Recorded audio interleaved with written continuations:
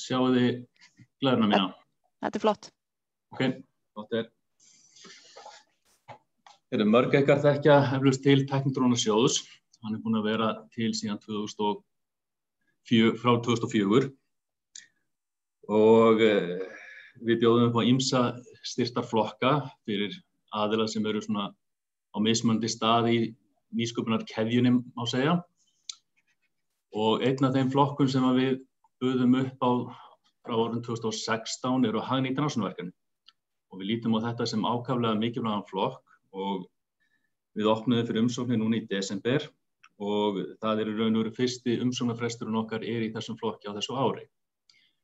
Öllu jafna þá hefur umsóknarfrestur verið 25. janúar en við höfum núna fært hann til 1 mánuð, þannig að það verið 25. febrúar, sérstaklega athygli á því. Og við vonumst til þess að það hjálpi til við að gefa betri tíma fyrir akademíuna að sækja til okkar. En örstutt bara Tæknidrónasjóð fyrst. Hlutverk hans að styðja við rannsóknar- og þróunarstarf til þess að örva nýsköpun í íslensku atvinnulífi. Hann opinn fyrir nýsköpunarverkefni úr öllum atvinnuflokkum. Við erum svona það sem kallast bottom-up sjóður. Við erum ekki svona þematískur sjóður eins og margir til dæmis sjóðir á Norðurlöndum. Og markmiðið líka að koma á fleiri styrkum stoðum undir íslenskt atvinnulíf og að nýir tímar þarfnast nýrra lausna. Og þetta á náttúrulega ekki síst við í dag þegar við erum að ganga í gegnum þessa erfiðleika sem hafa verið. Sjóðurinn, eins og ég sagði áðan, býður upp á fjölmarga styrktarflokka og þetta allt frá rannsóknarstigi yfir í að styrkja fyrirtæki sem eru jafnvel búin að ná fótfestu á markaði en eru áfram í vöruþróun eða markaðssetning á vörunni sinni. Fyrst örvarnar þarna grænu að þær sýna styrktarflokkana sem við erum með. Þarna efst styrki til hagnýtra rannsóknarverkefna og þessir styrkir eru allt niður í rannsóknarstigið og yfir í jafnvel til fyrirtækja sem eru í vöruþróun. Svo erum við styrki til einkaleyfa og síðan fjölmarga styrki sem beinast að einstaklingum og fyrirtækjum. Og við getum aðeins farið í gegnum þá á eftir. Hagnýt rannsóknarverkefni. Markmiðið með þessum styrkjum að afla nýrra þekkingar eða kunnáttu sem nýtist þá í þróun á nýrri afurð eða verkferlum eða þjónustu. Þetta getur líka snúist að gera umtalsverðar endurbætur á vörum eða þjónustu. En markmiðið að það þarf alltaf að vera skýrt og raunhæft markmið hagnýtingu á niðurstaðan á markaði. Og það má eiginlega hugsa þessa styrki á tvennan hátt. Það annars vegar að aðstoða vísindamenn og rannsóknarhópa innan háskóla og rannsóknarstofnana til að hagnýta rannsóknarniðurstöðurnar. Og við erum með alveg fjölmörg dæmi það að það hafi verið stofnuð lítil sprotafyrirtæki út frá rannsóknum sem hafa verið í akademíska heiminum. Þannig að þetta á að hjálpa til við að fara þá leið, en þetta jafnframt til þess að stuðla að auknu samstarfi milli fyrirtækja og akademíska umhverfisins. Þannig að verði svona, getur kallað spillover af reynslu og þekkingu á milli fyrirtækja og akademíunnar. Aðalumsækjandinn í þessum umsóknum til okkar. Það eru háskólar, opinberar rannsóknarstofnanir eða opinber fyrirtæki. Þetta í raun og veru rannsóknaraðilinn. Hann þarf að vera í forsvari fyrir verkefnið og í raun og veru að stýra því að mestu leyti. En meðumsækjendur það geta verið aðrir háskólar, aðrar rannsóknarstofnanir, fyrirtæki eða einstaklingar. Og svona í gegnum tíðina þá höfum við hvatt fyrirtæki alveg sérstaklega til að leita til rannsóknaraðila eftir því sem þau hafa þörf á fyrir vöruþróun sína. Hvetjum þau til að koma samstarfi og að sækja í sjóð. Og við erum með alveg fjölmörg dæmi slíkt samstarf sem hefur leitt að sér að það hefur verið veittir styrkir. Fyrirtæki eins og Kerecis, Nox Medical og jafnvel stór fyrirtæki eins og Össur hafa komið að slíkum verkefnum. Og við teljum ákaflega jákvætt ef að fyrirtæki eru með í þessum verkefnum. Það eftir töluvert að slægjast. við bjóðum upp á alltaf 45 milljónir króna styrki sem geta dreifst yfir 3 ár eða 15 milljónir á ári. Það mótframlagskrafa en hún um 20%, nema hjá fyrirtækjum, það getur hún verið frá 20 upp í 35% og fer þá eftir Evrópureglum eða ESA-reglum þarum. Og eins og ég sagði áðan að þá á aðalumsækjandinn að vera í forsvari, þannig að hann þarf að lágmarki, eða hans hlutdeild af styrknum þarf að lágmarki að vera 60%. Við höfum boðið upp á þessa styrki síðan 2016. Það ár fengum við 38 umsóknir inn og það voru veittir 15 styrkir, þannig að árangurshlutfallið var ansi gott. Síðan hefur þetta verið svona og yfir 50 umsóknir á ári og árangurshlutfallið hefur rokkað dálítið en svona meðaltalið þessi 5 skipti þá þetta 20% árangurshlutfall.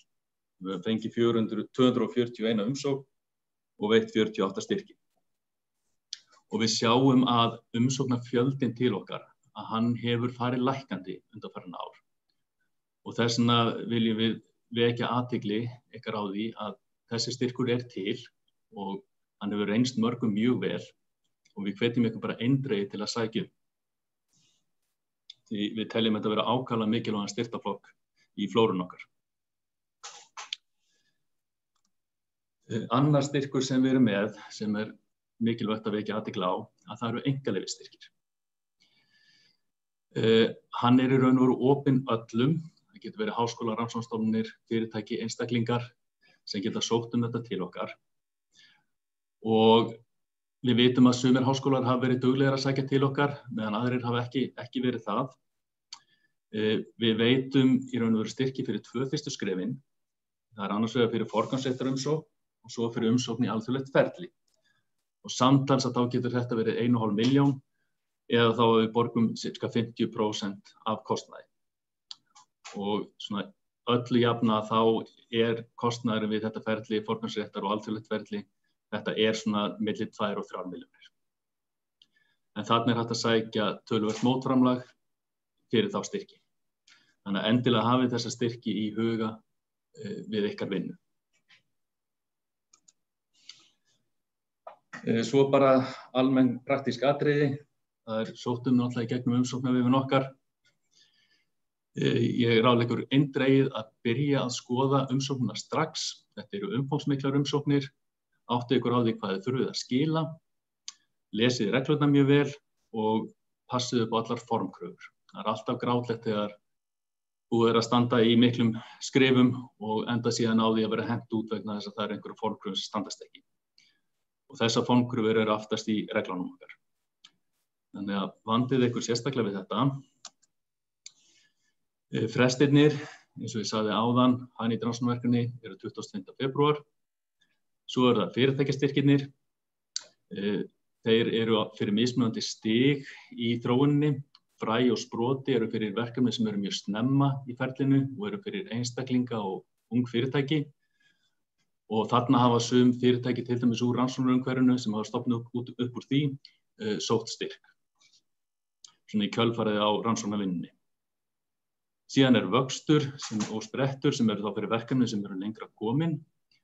Og í sumum tilfellum hafa verkefni sem hafa sprottið úr rannsóknarumhverfinu svo sem fara bara beint þar inn. Svo það markaðsstyrkur til að undirbyggja markaðsókn fyrir afurðina og svo einkaleyfisstyrkirnir sem eru alltaf opnir. Síðan bara vekja athygli á að þið getið nálgast allar umsóknar nálgast allar upplýsingar á heimasíðun okkar. Ég mæli með því að þið kíkið líka á rannisíðuna á Döfinni vegna þess að við tökum einstaklega þátt í Evrópuverkefnum þar sem töluvert þung áhersla á hagnýtt rannsóknarverkefni. Það eru til dæmis ERA-verkefni á sviði lífríkis sjávar, í orkumálum, í efnistækni og það þá samstarf Rannís við evrópsk samtök og þar hægt að sækja líka styrki til okkar. Og þetta allt saman auglýst á Döfinni þegar það á við. Þannig að fylgist endilega vel með henni. Og svo erum við á Facebook og LinkedIn. Og ef þið eru með einhverjar spurningar eða vangaveltur, þá bara endilega hikið ekki við hafa samband við starfsmenn sjóðsins. Við erum listuð á heimasíðunni. Þá ég sé að það komið spurning.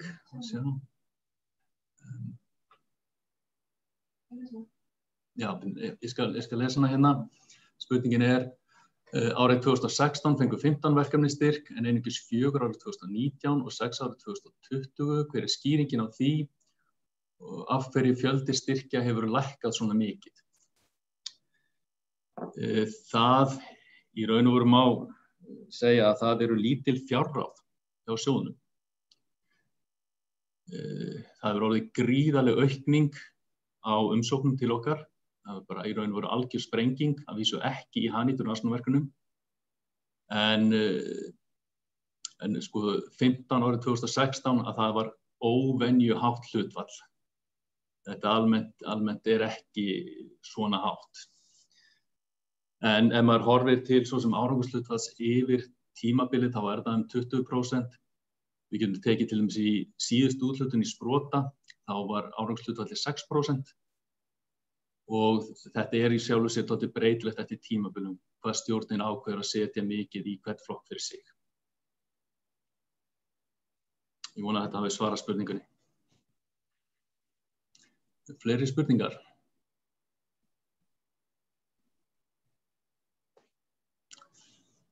Sjá. Stendur ekki til að hækka einkaleyfisstyrki. Hvað varðar forkaupsréttarumsóknir 300.000 endurspeglar ekki 50% kostnaði við innlögn. Það reyndar mismunandi. Það eru vissulega sumir sem fara töluvert yfir þá 600.000 krónur í forkaupsréttarumsókn, en þetta hefur alveg komið til tals.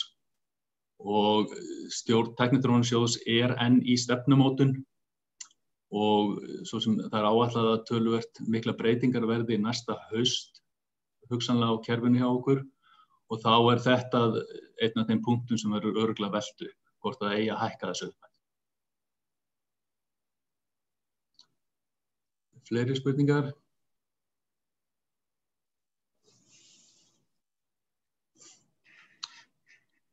Ef ekki, þá kannski bara gefi ég boltann aftur. Jóbyrðu þannig að koma inn. Ég verið að skoða umsóknareyðublöðin fyrir handrannsóknir. Ég skil samt ekki hvernig umsókn á að vera. Hverjir meta hana nákvæmlega, sérfræðingar í hverju og hvað skiptir mestu.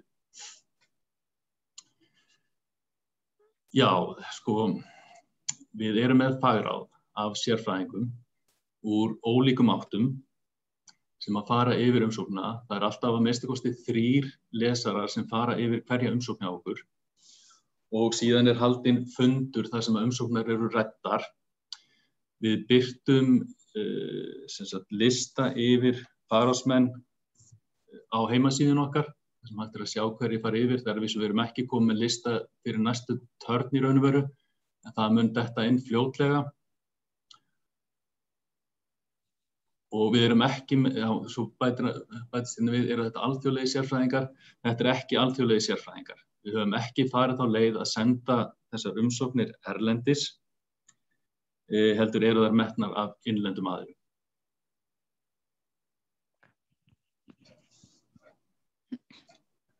Og þið stendur hérna sérfræðingar í hverju og hvað skiptir máli. Við erum með matsblað, þar sem þið getið séð þá matspunkta sem farið yfir í matinu og það aðgengilegt á vefnum hjá okkur.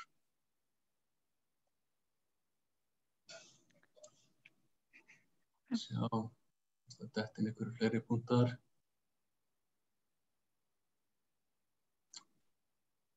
Þá spurning Sóley hvort að þú tækir þá boltann? Já, takk fyrir það.